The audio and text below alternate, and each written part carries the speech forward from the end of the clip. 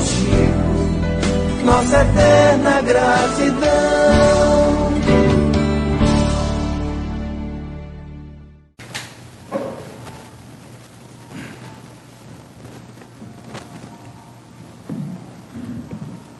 Boa noite. Uma alegria retornar aqui ao Asas, rever pessoas amigas, companheiros de jornada dentro do trabalho da Seara Espírita. Agradecer a Deus a oportunidade de mais um dia de vida, um dia em que a gente pode evoluir, um dia em que a gente abre os olhos e agradece pela beleza que a vida nos proporciona, a Jesus pelo seu Evangelho, pelo seu norte, e aos espíritos amigos que estão conosco também nesta caminhada. Hoje, diante de tantas e tantas situações que nós começamos hoje a ter mais conhecimento pela mídia, pelas redes sociais, hoje as notícias correm de uma maneira muito diferenciada de antigamente, e que nós por vezes entramos em desespero porque dizemos que hoje as situações estão bem pior do que anteriormente. E dentro da lei do progresso nós sabemos e que as circunstâncias elas não nos retroagem, nós só estamos indo para frente. A diferença em muitas ocasiões é que as notícias hoje correm de maneira bem diferente. Então nós temos hoje o entendimento e sabemos tudo o que ocorre no mundo. Isso é notável quando ocorre algo do outro lado do planeta, a gente em tempo real abre o smartphone, qualquer lugar que nós estamos e sabemos o que está ocorrendo. E hoje nós temos muito dentro das mídias e do sensacionalismo, ainda que da Ibope, as situações de feminicídio, de violência doméstica, das problemáticas que existem dentro do lar. E nós sabemos que as relações de afeto ainda é o nosso grande desafio nessa jornada. Nós convivermos com o outro é onde está, na verdade, a arte de evoluirmos, de progredirmos. Nós não chegaremos àquela busca que nós queremos de ser espíritos melhores se nós não passarmos pelo crivo do outro, se nós não passarmos pelo outro, porque no outro encontramos a nossa semelhança, no outro nós encontramos as nossas próprias dificuldades, no outro nós encontramos o reflexo de nós mesmos. E nessa busca, nessa luta com o outro, interiormente ou ocultamente ou inconscientemente, essa luta é conosco. Achamos sempre que é com o outro, mas quando na verdade é apenas algo que está ali exteriorizado, mas que na verdade, intrinsecamente, a luta é conosco. Então por isso que temos tanta dificuldade de nos relacionar com as pessoas.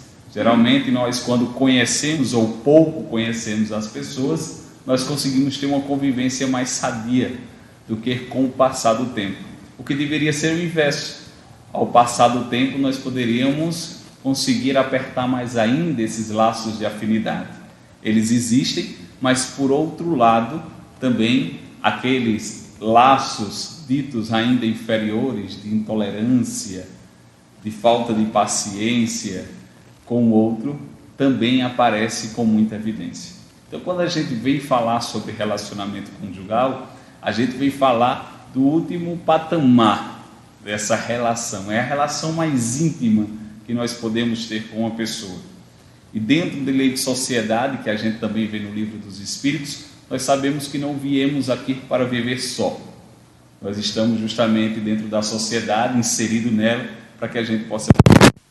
E isso inicia-se dentro do lar, da família, onde está inserida a nossa primeira sociedade, nossos pais, nossos irmãos, tios, primos, que pensam de maneira diferente, diversa da nossa.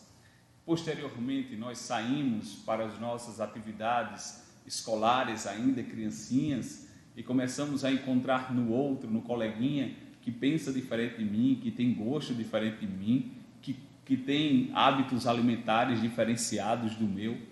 Posteriormente, entramos na pré-adolescência, adolescência, e aí isso começa a vir muito mais evidente. E aí a gente vai ficando nos grupinhos, cada um com seus grupinhos. E um grupo, por vezes, rejeita o outro grupo. eles são bem antagônicos. Isso faz parte da afinidade que nós temos espiritualmente também com essas pessoas. Então, não é à toa que fulano anda com fulano, cicrano anda com fulano. São espíritos afins que se reencontram nessa existência e aí dão andamento a situações já de encarnações anteriores. Essa é a lei da sociedade que nós estamos inseridos. Só que posteriormente nós entramos no lado afetivo também, não só no afeto fraternal de amizade, mas nós entramos naquele lado afetivo de conjugalidade, de querer estar mais próximo e vivenciar mais de perto a vida do outro. É quando ainda na nossa pré-adolescência começa a nos dar aquelas coisas bem estranhas dentro de nós. O coração bate mais acelerado, nós suamos a mão, ficamos mais nervosos ao encontrar alguma pessoa com quem nós queremos ser algo, temos alguma afeição. E alguns colegas meus dizem, é o momento em que praticamente acabam-se as amizades, quando a gente começa a ter os primeiros namoros, né? Então a bola que a gente jogava, já quando começa a namorar, já não fica tão fácil de jogar, né? As meninas já não conseguem se encontrar com tanta facilidade, porque já tem um namorado que exige um tempo. Então tem um primo meu que diz, a nossa vida acabou a partir do momento em que a gente começou a se apaixonar, tanto os homens como as mulheres. A gente não tem aquela facilidade, mas são partes da nossa vida e que a gente precisa trabalhar também esse lado afetivo. Não é à toa que nós temos esse chamamento para também ter essa conjugalidade com o outro.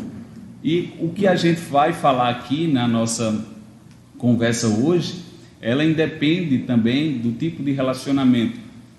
Pode ser um relacionamento hétero, pode ser um relacionamento homoafetivo, uma vez que dentro da vivência a dois, uma das partes assume o psique masculino e o outro assume uma psique mais feminina. Então, mesmo quando a relação do mesmo sexo, quando nós falamos biologicamente, existe também diferenciações porque cada um ainda exerce uma função dentro desse relacionamento, o que é preciso também para o equilíbrio desse funcionamento, desse casamento, dessa relação. Chico Anísio, certa vez, foi lançar um livro sobre casamento, e como é sabido, né, Chico Anísio, ele casou algumas vezes. E aí, no lançamento do seu livro, ele tinha um senhor na fila de autógrafos, e o senhor estava muito incomodado nessa fila do autógrafo, e olhava para um lado, olhava para o outro, e com o livro na mão para Chico Anísio autografar. E aí, chegou mais próximo de Chico Anísio, entregou o livro e disse, mas não está certo não, você fazer um livro sobre isso não. Aí Chico Anísio disse, mas por quê? Ele disse, porque você casou e descasou várias vezes, já tem mais de 5 casamentos, 6, sei lá. Você não entende de casamento não, quem entende de casamento sou eu, porque faz 40 anos que eu sou casado com Maria, eu que devia escrever um livro. Aí Chico Anísio disse, você devia escrever um livro sobre Maria. Maria você entende, agora casamento quem entende sou eu já casei várias vezes. Isso, e Chico Anísio sempre no seu belo humor e nas suas boas tiradas, mas isso também acontece no casamento da própria Maria, da Dona Maria, porque nós precisamos casar e descasar várias vezes dentro do próprio casamento. É uma necessidade que nós temos dentro da nossa relação. Nós não podemos ficar estáticos, porque se estamos dentro da lei do progresso, nós nos modificamos com o passar do tempo e com o passar dos anos. E isso é necessário na observação que nós temos com o outro. Porque a partir do momento em que nós começamos o namoro, passamos para o noivado, antes do noivado tem alguns rapazes que ainda dão uma aliança de compromisso, para dar mais uma esticadinha no negócio, só para depois ter o noivado, né? Aí depois tem o casamento. E às vezes eu costumo falar em casamentos. As pessoas me chamam, a gente sabe que dentro da doutrina espírita não tem o casamento espírita, mas às vezes o casal eles não têm uma religião ou não querem fazer aquela cerimônia tradicional e perguntam se eu posso ir falar algo sobre o sentimento, sobre a vida a dois, e a gente se arrisca, né, para ir falar. Só que antes de fazer essa cerimônia, eu costumo me reunir com os noivos 3, 4 vezes antes da cerimônia, para saber como foi a vida deles, como é, quais são os defeitos, as qualidades, essas coisas, para que no momento da cerimônia a gente possa também levar uma cerimônia personalizada para eles, né? E a pergunta que eu faço é assim: por que vocês estão casando? Aí fica esse mesmo silêncio assim. Um olha para o outro, aí... Não, mas é porque a gente já tem tanto tempo de relacionamento, né? A gente já se conhece há tanto tempo, eu acho... Eu disse, tá, então eu vou mudar a pergunta, né? Por que vocês namoraram? O que foi que chamou a atenção do outro? Aí, no namoro, eles conseguem lembrar melhor. Ah, é porque ela tem um jeito, é porque ele tem um jeito, ele era amigo de um amigo meu e tal. Aí eu disse, tá, mas por que nós perdemos isso? Por que a gente perde essa admiração do namoro e a gente lembra porque começou o relacionamento, mas não entende porque a gente tem que casar? Porque a gente acha que tem que seguir essa história de casamento sem entender o porquê. Porque o que nos ensinaram, na verdade, o casamento, antigamente, ele era feito para que as famílias aumentassem, não no sentido de afeto, mas que houvesse conquistas de territórios. Então, as famílias que tinham grandes poderes casavam com pessoas de outras famílias que tinham grandes poderes. Então, o casamento era mais uma questão, um contrato, né, social, do que o próprio uma questão afetiva. Isso só a partir do romantismo, quando surgiu, é que começou aquela questão de se apaixonar, de casar pelo amor, enfim. Mas, inicialmente, o casamento ele não tinha essa conotação. Então, nos venderam também, quando nos trouxeram o romantismo, trouxeram os filmes de Hollywood, trouxeram as novelas da Globo, trouxeram os contos de fadas, de que o casamento era feliz para sempre. E é nisso, muitas vezes, onde a gente dá uma noia na nossa cabeça. Mas espera aí, o casamento não era o ápice? Não era aqui que as coisas tudo iam se resolver? As novelas não acabam sempre casando? Não há continuidade da novela após o casamento. Não há continuidade do filme após o casamento. Não há na história de Cinderela, de Branca de Neve, felizes para sempre, mas ninguém mostra o felizes para sempre depois. Então, muitas vezes a gente acredita, vai na falsa ilusão de que o casamento é um local onde eu vou ser feliz e o outro tem essa responsabilidade de me fazer feliz. Quando a gente vai escutar as músicas românticas, né? Zezé de Camargo e Luciano, as bandas de forró romântico, você nota que a fala da música é o outro responsável. Sem você eu não posso ser feliz, sem o seu amor eu vou me matar, você me prometeu isso, você me prometeu aquilo. E quando a gente estuda um pouco mais psicologia, a gente entende que essas falas não são falas amorosas, são falas de dependência afetiva. E às vezes, quando nós estamos numa situação muito ruim, terminamos um relacionamento, ao invés de procurarmos melhorar, nós vamos escutar Zezé de Camargo e Luciano. Ah, gente, está complicado a gente querer sair disso, né? Então, quando a gente pensa nessa questão de casamento, de se casar, é uma oportunidade que nós temos de ser felizes. Mas uma felicidade relativa, como nós sabemos, que para nós aqui, como espíritos imperfeitos, ainda nos exige. Mas não aquela felicidade do outro me dar essa felicidade. Mas por que o caso? E é essa pergunta que eu faço a eles. Por que você está casando? Se for para você ser feliz, se for porque você encontrou a pessoa da sua vida, reflete mais um pouco. Porque o nosso compromisso com o outro é auxiliá-lo na sua transformação, no seu melhoramento. E isso exige um grande esforço. Amar dá trabalho. Amar é comprometimento. A grande dificuldade que nós temos é não entender que amor exige de nós todos os dias. Amor é construção. Amor é dizer não. Amor é dizer sim. Amor é perdoar. Amor é tolerar. Amor é não tolerar certas vezes. E nós precisamos viver nessa construção racionalmente. É lógico que é difícil, porque dentro daquele contexto amoroso, nós conseguirmos adaptar isso para a racionalidade, há um incômodo nisso. Jung nos fala que os 6 primeiros meses que nós nos relacionamos com a pessoa que nós conhecemos, nós na verdade nos relacionamos com o que nós imaginamos dela e não com o que ela é. Então aqueles 6 primeiros meses, sabe, que a gente está nas nuvens, que o outro é o perfeito, é o melhor de tudo, e as pessoas chegam às vezes na gente: tu não está vendo não? Tô não, está tão bom, né? Porque está na nossa mente, não está no outro. E aí a gente também tem aquela fase da paixão, né? Que perdura mais ou menos de 7 meses a 2 anos. E a gente ainda vê só aquela questão ainda muito material, muito carnal, né? Do outro, também idealizando muito o outro. Depois passa. Então não é incomum alguns relacionamentos nesse período acabar se terminando, sendo um pouco redundante. Por que ocorre esse rompimento? Nós estamos movidos pela paixão e não pelo real sentimento que significa a junção de 2 seres, de estarmos reunidos.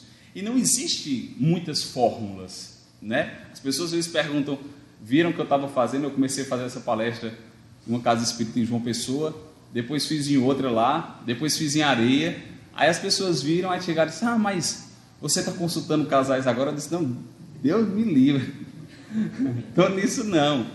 Aí vem conversar: mas é porque eu queria saber como é que eu faço para o meu relacionamento estar certo. E quem não é espírita, né? Aí vem, é um espírita falando de relacionamento. Diz: tu pode fazer um trabalho para que... né? Aí é que piora a coisa, você vai ter que explicar ainda tudo, né? Traga a pessoa amada, né? Em tanto tempo, aquela história toda.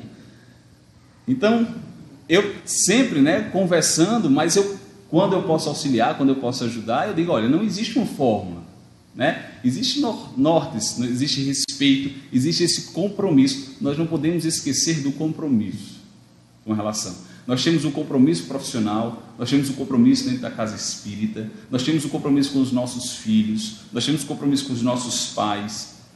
Mas às vezes nós achamos que o nosso relacionamento não é um compromisso. E é um compromisso. Eu me comprometi aqui. Eu não me comprometi a fazer o outro feliz. Não vai jogar isso em cima de mim. Mas eu comprometi a nós nos auxiliarmos nessa existência. De estar com você nos momentos de dificuldade, de estar com você nos momentos de alegria, de lhe escutar nos momentos em que você precisar. Eu tenho esse compromisso com você. Eu não tenho essa obrigação, mas eu tenho esse compromisso. Existe um elo que faz com que esse compromisso mantenha vivo, que é o elo do sentimento, que é o amor na forma ainda como nós entendemos. Então, quando a gente diz assim, não há um roteiro, mas eu estou com fulano há tanto tempo, será assim? Então já é o certo para mim. Lógico, nós temos a fase do namoro, do noivado, que é dito, né, pelas pessoas como se fosse o test drive. Você faz lá o test drive do namoro, do noivado, tá bem, dá certo, vamos casar. Entretanto, quando se casa, aqueles defeitos que nós achávamos que eram pequenos, eles triplicam, quadriplicam, né?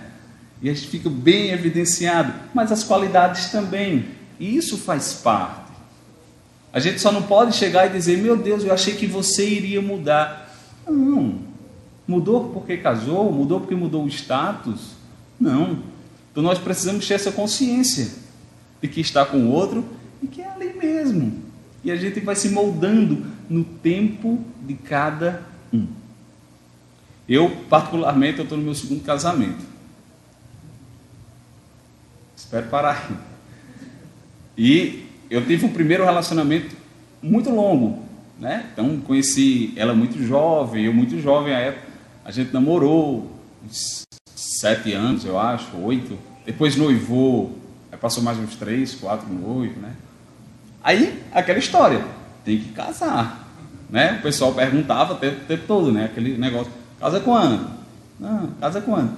Casei. Com 8 meses, separou. E aí, como é engraçado as histórias da vida, né? Eu conheci em 2003, em janeiro de 2003, Essa hora todo mundo gosta de escutar, né? Essas histórias, né? Em janeiro de 2003, eu fiz uma viagem com 15, 16 anos para o sul do país. E aquela viagem com jovens, né, tal, roteiro jovem. E lá eu conheci uma menina e fiquei com a menina nessa viagem. E aí eu todo empolgado, disse, vou namorar com a menina. Eu morava em João Pessoa à época, vou namorar com a menina.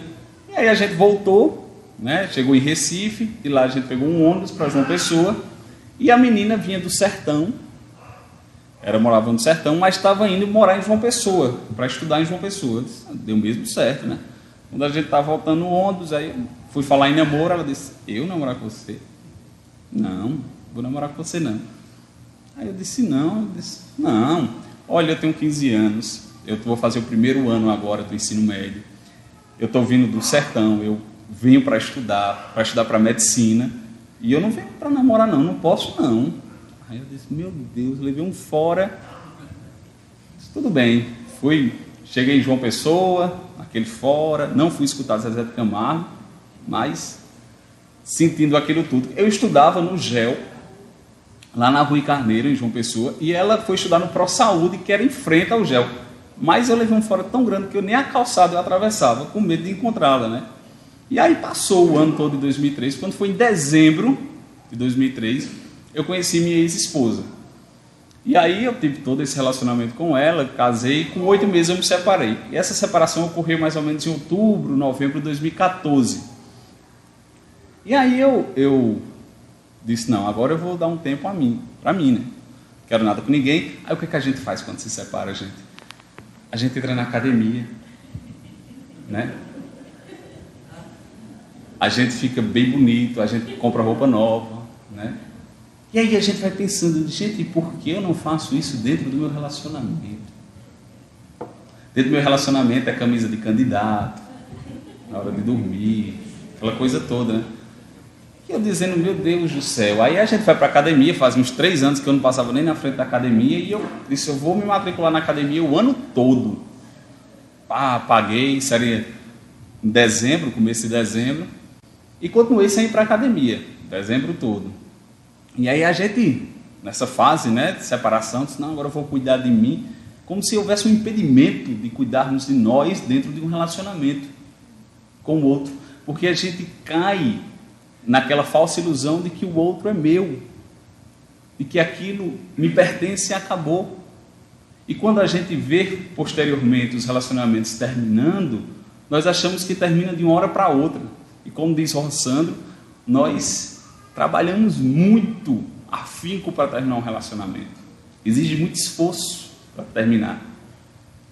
Porque a gente também não se cuida, não olha para a gente, né? Não vai para uma academia, não faz algo que nos aumente a autoestima, né? Nós não auxiliamos, nós também não, às vezes não incentivamos o outro a fazer o mesmo. Não, tá bom, a gente tem mal que ver não, da vida, né? E nisso em dezembro eu me matriculei, passei dezembro todo. Quando foi em janeiro, eu disse, rapaz, é aquela academia, será que eu não vou pisar lá? E aí quando foi no dia 12 de janeiro, eu disse, hoje eu vou. Aí umas 5h30 da tarde eu troquei de roupa, aí disse, vou embora para a academia. Eu disse, mas antes vou passar na casa da minha tia. Aí passei na casa da minha tia, fiquei 5h30, 6h30, tomei café, jantei, né, 7 horas, 7h30, meu primo, não vai não, fica mais um pouco. Deu 8 horas, eu disse, rapaz, eu tenho que ir, senão não vou mais nunca nessa academia, eu já estou pronto. Aí eu disse, vamos embora, aí fui.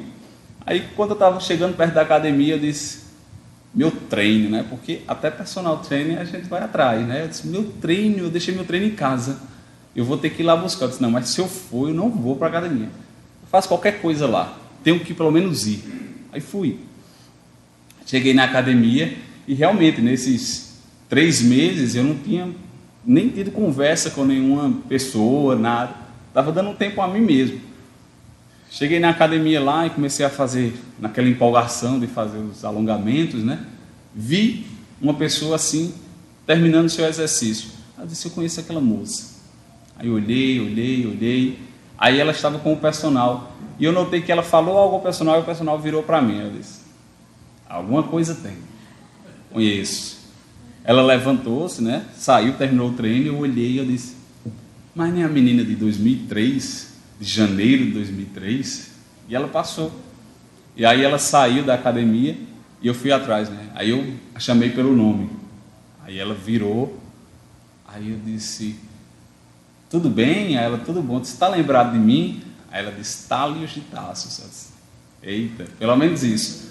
Mas a primeira pergunta minha, lógico, era, formou em medicina? Aí ela olhou para mim e disse, como é que você sabe que eu fiz medicina? Quem leva um fora, né? Nunca vai esquecer, não. Pelo menos se você tivesse formado. Não me dissesse que você não tivesse formado não, em medicina, não, pelo amor de Deus. Ela disse, me formei e tal. E aí eu disse, mas eu estou vindo para a academia hoje, é a primeira vez. Ela disse, e hoje não era dia de eu estar na academia. Eu tenho um plantão, tenho um PSF em Sumé, e hoje era para eu estar lá. Só que eu fiz prova de residência ontem em Salvador, e meu voo não chegou a tempo. Então hoje não era dia de eu estar aqui, era dia de eu estar em Sumé, e acabei vindo nesse horário, porque também não era para eu vir nesse horário. Era para eu vir um pouco mais cedo. E estou aqui. Eu disse, pois é. Aí ela disse, você casou, noivou? Aí eu disse, noivei, casei, descasei. E ela não é espírita, né? Ela olhou para mim e disse assim, mas casou na igreja? Aí eu disse, não, ela, ainda bem. Aí eu disse, o negócio está ficando bom, né? Aqui. E aí a gente começou a conversar, né? E aí no outro dia ela foi para a Sumé, foi para o seu PSF. E aí quando foi em um mês depois, mais ou menos, a gente já estava namorando. Em junho nós noivamos, em julho nós marcamos o casamento para o outro ano, no ano seguinte. Nós casamos e com um ano na frente nós tivemos o nosso filho, né? E aí é o que eu digo, a gente não tem esse roteiro, a gente não pode precisar. Eu passei tanto tempo namorando e noivo com a minha ex-esposa, que eu disse, não, dessa vez a gente vai encurtar aqui, para ver se o negócio dá certo lá, né? No casamento. E aí a gente vai levando isso, mas também com esse entendimento. E a gente se pergunta, às vezes, o porquê, o para quê aconteceu isso com a minha ex-esposa, por que nós nos encontramos, por que depois nós nos separamos. Até que chegou um momento que eu disse, não, eu não preciso mais dessa pergunta, né? As coisas têm um porquê. Às vezes não tem um entendimento nosso, mas precisam acontecer. E nós nos encontramos, eu encontrei minha atual esposa hoje em outra conjectura, né? Em outro momento psicológico, profissional da minha vida. A gente conversa muito, ela diz, olha, se a gente tivesse namorado naquele tempo lá, a gente não tinha durado nem poucos meses, né? E as coisas aconteceram para serem assim. Por isso que não tem muito essa regra, mas tem esse entendimento de que o outro não é meu, de que o outro não é minha posse, de que eu preciso cultivar esse relacionamento, de que eu preciso escutar o outro. Quando Nietzsche foi perguntado certa vez o que ele poderia falar aos casais que pretendiam manter uma relação conjugal duradoura, ele disse, eu perguntava a eles se eles pensavam em daqui a 50 anos estarem conversando com o outro. Se eles teriam essa vontade de daqui a 50 anos estarem dialogando. Porque tudo vai passar. Vai passar a juventude, os filhos vão nascer, vão crescer, vão sair de casa e vai ficar vocês dois. E aí, que muitas vezes vai sobrar é esse diálogo, é essa conversa. E será se lhe dá prazer escutar e ser escutado por esse outro? Por isso que nós precisamos manter o diálogo constantemente dentro de casa. É a forma mais fácil que a gente conhece o outro, porque, olha, se nós estamos dentro da lei do progresso, então nós estamos progredindo. Então, as pessoas que nós casamos hoje, elas não serão as mesmas daqui a 4, 5 anos. Elas terão objetivos diferentes, elas terão pensamentos diferentes. E se nós não mantivermos esse diálogo dentro do lar com essas pessoas, nós vamos ser surpreendidos achando que estamos namorando ou nos relacionando com um estranho. Às vezes eu vejo casais que a mulher estava querendo um vestido há 10 anos. Só que moda é moda, né? E sai de moda, né? Daqui a 10 anos na frente, chega o homem, né? Aqui o vestido que você sempre quis, só que não é mais o vestido que ela quer. Não é mais o desejo, não é mais o gosto. Às vezes nós temos um pensamento profissional à época, e se a gente não continuar a conversar com aquela pessoa, nós vamos ser pegos de surpresa, e nós vamos chegar e dizer aquela velha frase: você mudou muito. Não, eu não mudei. Você que não notou que nós dois mudamos. E às vezes entra esse abismo do diálogo no meio. Por isso que a gente precisa sentar e conversar. Como é que você está? O que é que você está pensando? Porque o meu gosto de hoje pode já não ser o de amanhã. O homem tem o desejo por um carro às vezes, e daqui a 5, 10 anos a mulher diz: é o carro que você queria. Não, esse carro já nem é fabricado mais. Já mudou. Então a gente fica dizendo assim: mas é a mesma pessoa. Não é. A gente costuma dizer que o cotidiano, a rotina, acaba com os casamentos, com o relacionamento. Não é. A rotina é necessária para a nossa vida. Se nós não tivermos a rotina, nós não temos hora para tomar banho, para acordar, para ir para o trabalho, para voltar, a hora do lazer. A rotina é importante na dinâmica da nossa vida. Agora, a gente precisa dar dinamismo à nossa rotina. E a gente deixa ela muitas vezes monótona. E a gente precisa fazer com que ela seja muito mais ativa. E lembrar da alegria de Chico Buarque quando ele compôs a música Cotidiano. E ele fala do cotidiano de um casal. Todo dia ela faz tudo sempre igual. Me sacode às 6 horas da manhã, me sorri um sorriso pontual e me beija com a boca de hortelã. E ele conta, durante a sua canção, todo o cotidiano com alegria, com entusiasmo da nossa vida. E às vezes nós achamos ruim esse cotidiano, essa rotina, porque muitas vezes nós distanciamos daquele que nós estamos morando perto. E estamos perto dele. Então, dentro desse relacionamento, o que nós precisamos entender? Da importância que tem a união dos seres. Na pergunta 695, Kardec faz essa indagação aos espíritos. Se a união permanente de dois seres é contrária à lei natural. E eles dizem: não, é uma marcha no progresso. E Kardec insiste posteriormente: e o que seria para a humanidade a abolição do casamento? Ele diz: um retrocesso à vida dos animais. Porque nós não conseguiremos evoluir sem o outro. Mas quando nós juntamos com o outro, nós entramos geralmente numa briga entre dominante e dominado. A gente quer ter mais razão do que viver em paz. A gente adora dizer aquela frase: eu não disse, fez porque quis. Eu avisei que não deveria isso ocorrer. Porque nessa briga de dominante e dominado, os dois se perdem. Rubem Alves faz uma metáfora magnífica sobre isso. Ele diz que os casais, geralmente, jogam tênis um com o outro. Então ficam um de um lado, outro do outro, com uma rede no meio, já separando os casais. E aí o objetivo de um é jogar a bola com maior dificuldade para que o outro consiga pegar. E quando o outro não consegue devolver a bola, o outro vibra. Ganhei, venci. Isso ocorre muito dentro dos relacionamentos. Eu sou o dominante da relação. E quando o Rubem Alves diz: nós deveríamos jogar frescobol. Cada um com sua raquetezinha na mão, manter a bola no alto, jogar da melhor maneira para que o outro possa ser confortável em devolver. E que se a bola cair, quem perde são os dois. E se a bola cair, geralmente na areia, a gente pega ela, lava, pede desculpas e continua. Essa era a dinâmica do casamento. É compreender que o outro é imperfeito, como eu sou também. É compreender, às vezes, que eu não preciso também suprir tudo o que o outro exige de mim, porque muitas das circunstâncias não são minhas, é dele. São carências, são dependências, são medos, são traumas que muitas vezes o outro não pode preencher para você. E às vezes a gente exige do outro esse preenchimento. A gente exige o que nossos pais não deram, a gente exige a carência afetiva que eu tive dentro do meu lar. A gente quer que a mulher faça às vezes o papel de nossa mãe. Eu já vi gente dizendo: eu queria casar com uma mulher como minha mãe. Gente,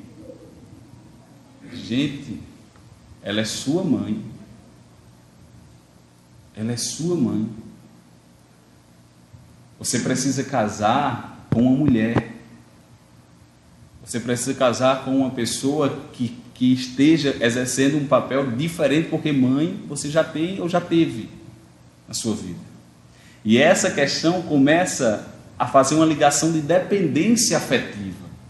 E a gente às vezes acha que está amando. Por isso que nós sofremos tanto às vezes entre as relações, com insegurança, com medo, porque nós não ligamos através da confiabilidade e do amor. A gente não consegue enxergar o outro como um homem, como uma mulher. A gente enxerga às vezes o outro como um pai, como uma mãe, que precisa cuidar de mim. E se você sai, eu fico perdido. Eu não sei andar, eu não sei para onde ir. Quando na verdade nós precisamos ter nossa individualidade. O relacionamento ele é feito da individualidade de cada um, e no meio está o relacionamento. E muitas pessoas às vezes misturam isso. O que é que você está querendo do outro? Você está querendo do outro algo que traga melhoria para o seu relacionamento, ou você quer algo do outro para você? Para preencher algo seu, da sua dependência. Os psicólogos, os psiquiatras falam que é tão sério essa questão da dependência afetiva, que se nós demorarmos muito nesses papéis, porque lógico, dentro da relação afetiva, vez ou outra nós dançamos nesses papéis.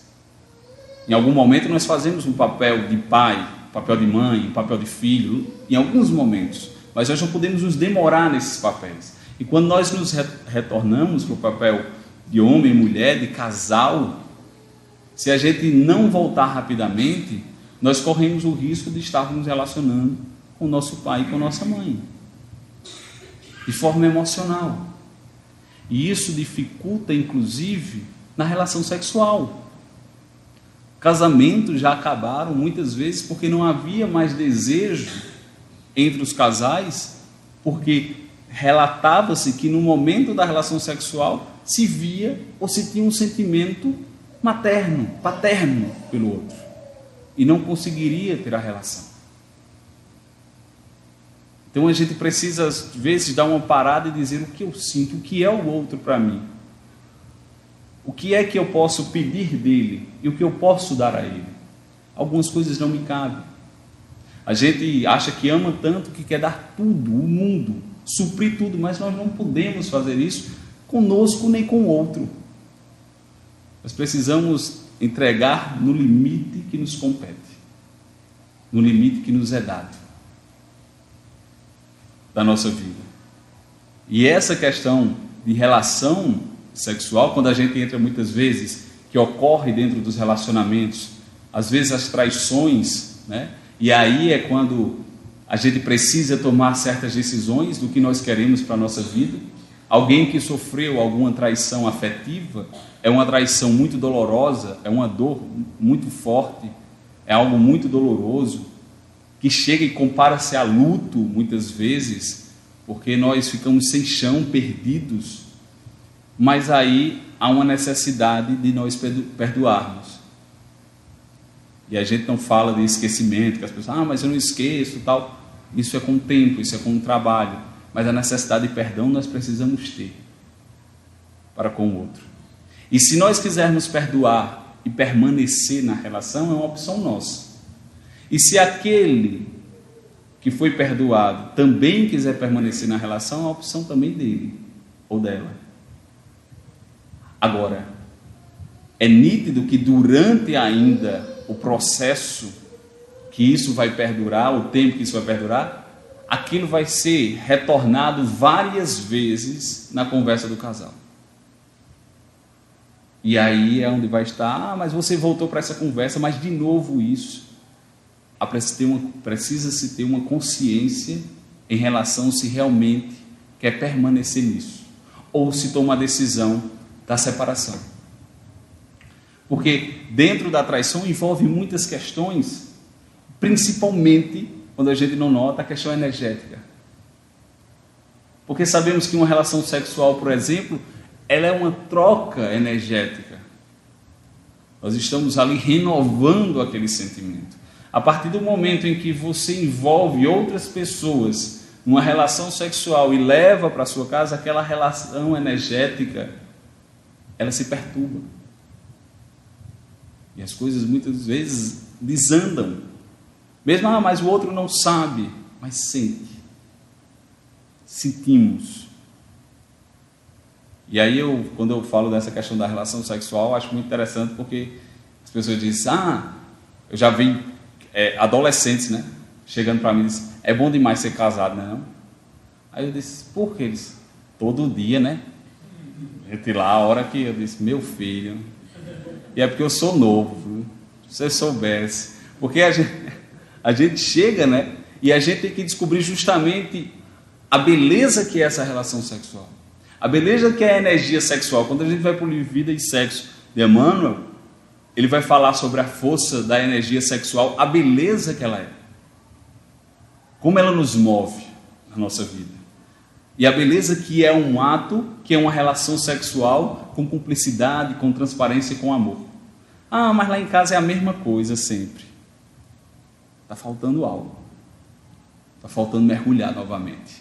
Está faltando sentir novamente. E é uma questão nossa. É uma questão de querer nossa. Eu disse, meu filho, eu respondi a todo adolescente, você não sabe. Você não sabe que eu também tenho essa ilusão. Mas quando a gente casa, a gente tem as nossas obrigações também diárias. Né? E às vezes a gente chega à noite em casa, só o pito, como diz, né? E aí, deita, a esposa deita do lado, aí você faz assim, boa noite. Esperando ver se ela diz boa noite também, né? Aí quando ela diz boa noite, a gente dorme feito um anjo, um do lado do outro. Mas isso também não é para que a gente se envergonhe, não, é porque a gente entenda que a qualidade da relação sexual é muito mais importante do que a quantidade. E que para ocorrer, os dois precisam estar nessa preparação. Às vezes um quer, às vezes o outro não quer, e eu respeito. Não, tudo bem. Mas às vezes, os dois querendo, quando ocorre dos dois quererem, nós vamos ver como é muito mais proveitoso. Como a gente se sente energeticamente melhor. Como a gente renova a nossa relação, como a gente enxerga o outro de uma maneira diferente. E quando a gente coloca, como eu já falei, né, a traição no meio, essa energia ela acaba sendo travada, dissipada. Não há essa renovação, há mais cansaço. Mas há necessidade de ter perdão. A necessidade de se perdoar e de perdoar o outro. Porque muitas vezes nós nos culpamos por sermos traídos. Mas foi que eu fiz? Eu não presto. Realmente, no final das contas, ela tinha razão por ter feito. Não. Nós precisamos nos perdoar. Ocorre que não seja eu que cometa esse ato, para não levar ainda isso dentro de mim, mas que se ocorre contra mim, que eu possa ter a calma e a tranquilidade de me perdoar e de perdoar o outro, de vivermos essa relação de uma forma melhor possível, lembrando da individualidade de cada um, lembrando que o casamento não é esse mar de felicidades, mas pode se tornar um grande aprendizado na nossa vida. É repleto de desafios. É o outro de frente comigo. É o diferente me confrontando. É a maneira que eu exercito minha paciência. É a maneira que eu exercito a minha tolerância. É a maneira que eu exercito o meu amor. É a maneira que eu exercito o meu perdão. É segurando na mão do outro. Porque isso também é energia. Os casais começam, né? Nos primeiros meses de namoro, a gente não sabe nem onde está a cabeça de um. É tudo assim, andando no meio da rua, né? Passa o tempo, a gente já começa a dar a mão, só os dedos. Depois é o dedinho, o juramento do dedinho, né? Tem uma música. Só o dedinho. Depois não toca mais nas mãos. Depois um está lá na frente e o outro está lá atrás. um chega meia hora antes do outro, né? E a gente diz, mas pegar na mão, pegar na mão há um significado muito forte. Pegar na mão diz, eu estou aqui com você. Eu não estou lhe prendendo, mas você quis entrelaçar os seus dedos nos meus. Nós assumimos isso. Fica aqui. Às vezes os casais no shopping, eu entendo que às vezes é para um não correr para uma loja e fica segurando na mão para... Não vai não. Né? Mas entender a diferença do outro. A psique masculina, a psique feminina. Que os espíritos não têm sexo, mas biologicamente nós temos essas diferenciações. Entender. Às vezes reclamamos, né, de que... foi para o shopping. Por exemplo, eu falo de mim, né? Eu fui trocar uma camisa. A pessoa trocar uma camisa. E aí, troca uma camisa, né? 30 segundos a gente troca uma camisa, né? E aí, eu digo às vendedoras que vender para mim é quando mais, quando eu vou comprar presente para minha esposa, né? Porque eu chego e falo assim, eu quero isso. Aí eu falo, não, eu quero isso. 5 minutos a gente sai, tá pronto, né? E isso também é algo importante, né? O presente. Às vezes o homem, na maioria das vezes, isso ocorre também com o feminino, né? Mas na maioria das vezes o homem tem essa questão de não presentear tanto, ou às vezes dizer assim, escolhe aí alguma coisa para você, é meu presente para você. E o mais importante, na verdade, é você lembrar do outro sem o outro saber que você está lembrando dele. É você buscar o presente e pela sua percepção, você dizer, ela ia gostar disso. Por mais que ela fosse odiar, por mais que ela dissesse, meu Deus, que coisa cafona, mas o que valeu foi a intenção de você ir, de você tirar um tempo do seu dia, de escolher, de lembrar e de levar e trazer para ela. Então, nessa questão de ir para o shopping, por exemplo, eu disse, vou trocar uma camisa, eu fui com ela, aí eu disse, eu paro lá na frente, ligo às 4, dá uma corridinha ali na loja. Não, bota no estacionamento, mas é só trocar a camisa. Não, mas bota, né? Vai que aqui é errado, passa alguém, multa, né? Não é legal não, eu boto no estacionamento, aí fico. Aí ela sai do carro, tu não vai descer não? Eu disse, mas não é só trocar. Não, mas é bom, né? Tu descer também um pouquinho. Gente, foi 2 horas no shopping, 2 horas, né? Para trocar uma camisa. Mas a gente também precisa compreender dessa perspectiva de visão diferenciada. E ao invés de a gente estar andando com as sacolas atrás dela e ela entrando na loja, a gente com aquela cara assim, dizer, bora, tá bom. E aqueles sapatos tudo no chão, tá bom. Esse tabu tá ótimo, né? Porque a gente não procura algo também que nos chame a atenção, né? Ela vai, eu sei que ela vai rodar lá, vou levar um livro, vou procurar uma televisão, vou assistir um jogo, vou para um café, vou fazer algo com alguém, vou convidar um amigo para a gente conversar. Pronto, e cada um faz sua programação. O que custa fazer um pouco pelo outro? Né? E o que custa também os casais, quando eu falo muito em casamento, os casais falam assim, quando a gente namorava, mas você não namora mais. Não, porque passou disso que eu estou falando, do simbolismo do namoro. Você não sai mais só com sua esposa?